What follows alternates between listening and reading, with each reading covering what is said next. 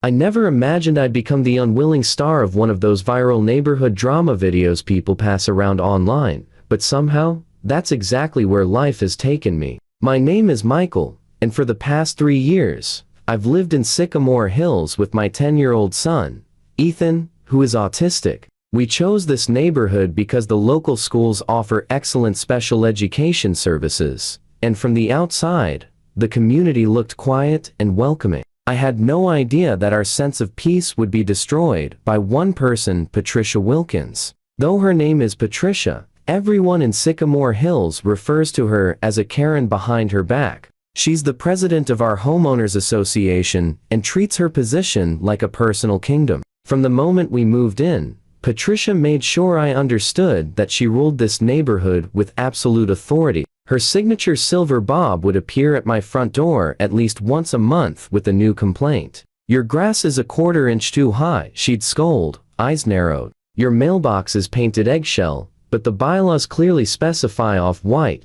I always kept my cool, nodding politely before fixing whatever she pointed out. Starting a fight with the HOA wasn't worth the stress, especially when I had to prioritize Ethan and his needs. For anyone unfamiliar, many children on the autism spectrum have sensory processing differences. For Ethan, spending time outside is essential. It helps him regulate his emotions and stay grounded. He especially adores playing with his collection of toy dinosaurs in our fenced backyard. I've set up a small area with a sandbox where he can pretend to dig for fossils and build his own prehistoric worlds. It's his safe place, and seeing him absorbed in his imaginative play fills me with pride. Last month, I decided to take things a step further and build a small playhouse in one corner of our yard. It wasn't anything extravagant, just a simple, wooden structure painted blue, Ethan's favorite color. I envisioned a space where he could display his dinosaur collection and retreat when he needed quiet time outdoors.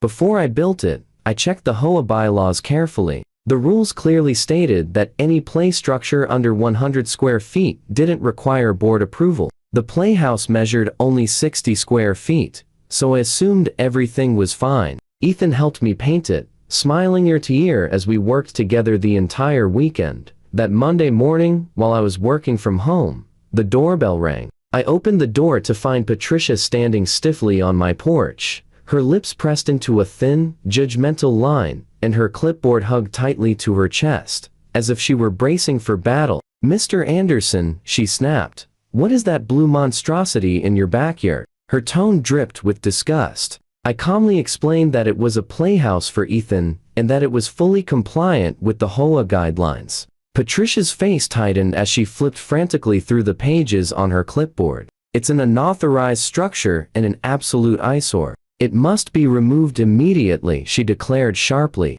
I took a steadying breath. Patricia reviewed the bylaws. Section 12, paragraph 3 states that play structures under 100 square feet don't need approval. This one is 60. Here's the printout. I held out a copy, which she snatched from my hand. Her eyes darted over the text before she abruptly straightened. "This is outdated," she said dismissively. "We voted to change this at the last meeting, but when I asked to see the updated bylaws, she claimed they were still being finalized, yet I was expected to comply anyway." I held firm. "Until I receive the official updated documents, I'm following what's written. The playhouse stays." Patricia's expression twisted with fury. "You'll be receiving a violation notice and fines," she snapped before storming away. Sure enough, the next day, a violation notice appeared in my mailbox, informing me that I owed $500 for maintaining an unauthorized structure. I decided to address the issue directly at the next HOA meeting. When I arrived at the community center, about 20 neighbors were already gathered. Patricia sat at the front with 2 board members flanking her, looking every bit the queen of the room in her cardigan and pearl necklace. When the meeting opened for resident concerns, I raised my hand. "I'd like to address the violation notice regarding my son's playhouse," I said respectfully. I reviewed the bylaws thoroughly. Play structures under 100 square feet don't require approval. His playhouse is 60. I'm requesting that the violation be removed. A few neighbors nodded, and I noticed Patricia's knuckles turning white as she tightened her grip on her pen. The board has discretion over aesthetic matters, Patricia replied with a patronizing smile, and we've determined that your bright blue structure disrupts the visual harmony of the neighborhood. I stared at her in disbelief. Visual harmony? It's in my fenced backyard and barely visible from the street. And my son, who has autism, helped design and paint it.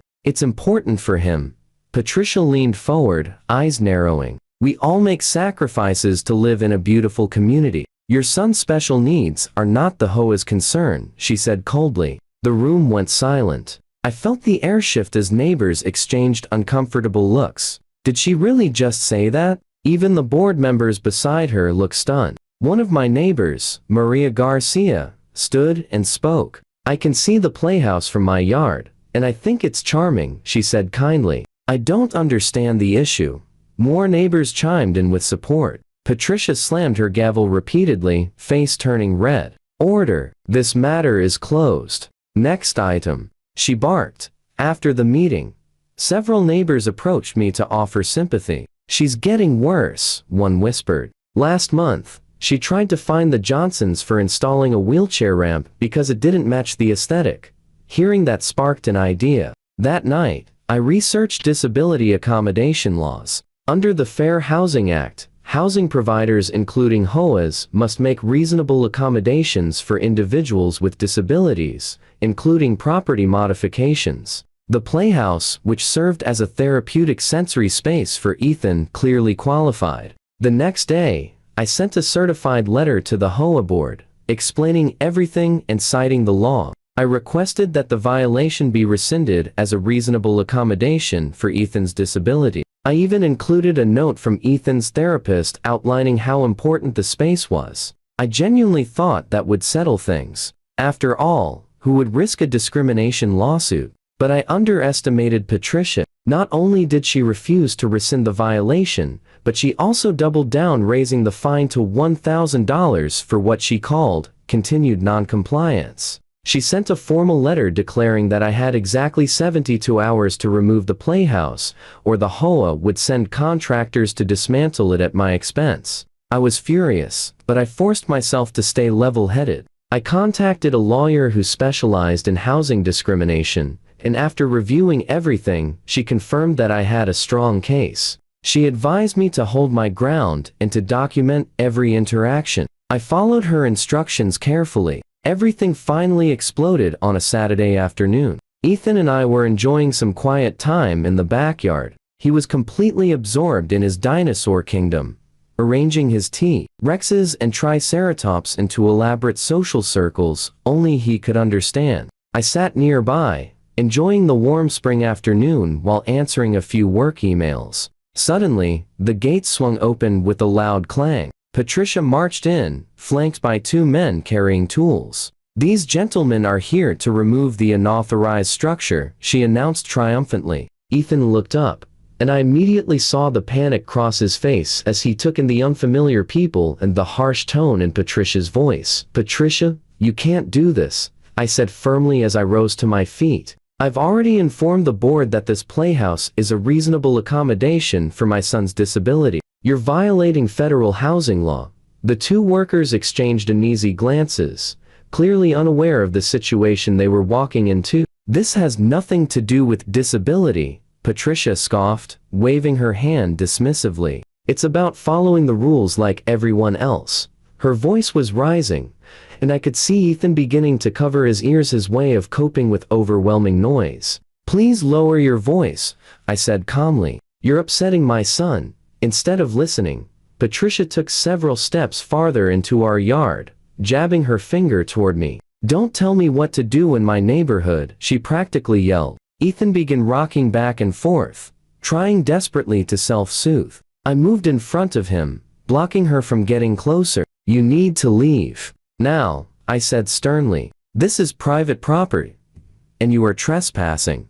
Patricia's face twisted with rage. How dare you speak to me like that? I am the president of this HOA, she shrieked. Ethan let out a distressed cry. Then everything seemed to happen in slow motion. Overwhelmed and frightened, Ethan stumbled backward and knocked over one of his dinosaur displays as he tried to retreat into his playhouse. Patricia, somehow interpreting this as disrespect, lunged forward and grabbed his arm. "Don't you walk away when adults are speaking," she screamed, gripping his wrist tightly. Ethan's face contorted in terror as he began to scream. Instinct took over. I rushed forward, immediately pulling her hand off my son. "Do not touch my child," I said, my voice low and dangerous as I stepped between them. The two workers quickly backed away, clearly wanting nothing more to do with the confrontation. But Patricia, oblivious to how far she had crossed the line, lifted her hand as if to shove past me toward Ethan,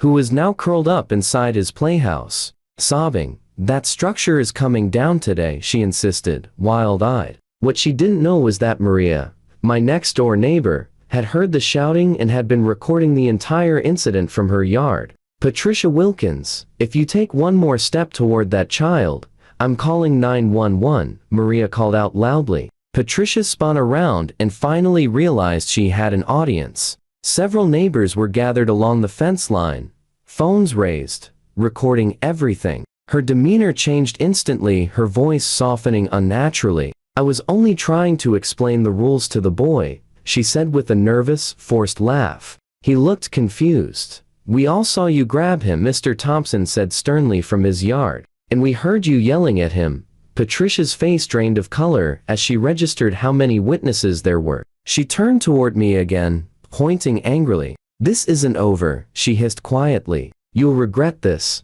As she turned to leave, she deliberately kicked over Ethan's carefully arranged dinosaur scene, sending the toys scattering across the ground. That was the final breaking point. "Maria, please call 911, I said calmly. "I want to report an assault on my son and destruction of property." Patricia froze. "Assault? Don't be ridiculous," she sputtered, her voice cracking. "It was just a misunderstanding." When the police arrived about 15 minutes later, they gathered statements from multiple witnesses who had seen her grab Ethan. They reviewed Maria's video, which clearly showed Patricia gripping his arm hard enough to leave bright red marks. The officers explained to her that any unwanted physical contact is considered assault, and when it involves a minor, it's treated with even greater seriousness. I will never forget Patricia's expression as one of the officers placed handcuffs on her wrists and read her rights. Her mouth hung open,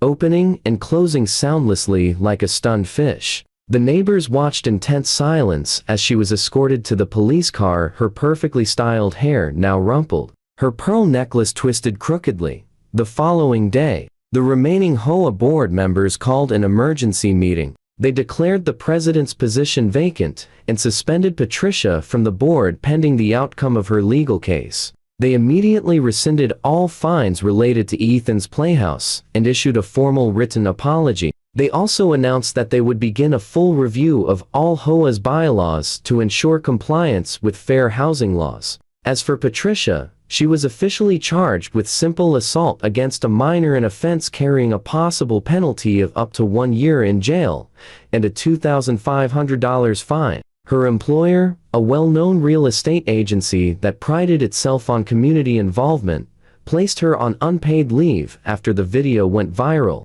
At her arraignment, the judge set her bail at $5,000 and issued a restraining order preventing her from coming within 100 feet of our home or Ethan. When the local news picked up the story complete with Maria's footage, Patricia's face spread across TV screens all over the city. As she left the courthouse, reporters swarmed her, bombarding her with questions. Her attorney urged her to stay silent, but Patricia, who never seemed capable of stepping out of the spotlight, turned to the cameras with tears streaming down her cheeks. "This is all a misunderstanding," she insisted desperately. "I was just enforcing the rules. That's my job." But the damage was already done. By that evening, #HoaRN was trending across social media, with thousands of people sharing their own horror stories of HOA power trips. The most satisfying moment came 2 weeks later, when I received a certified letter from the HOA. The board had unanimously voted to amend the bylaws to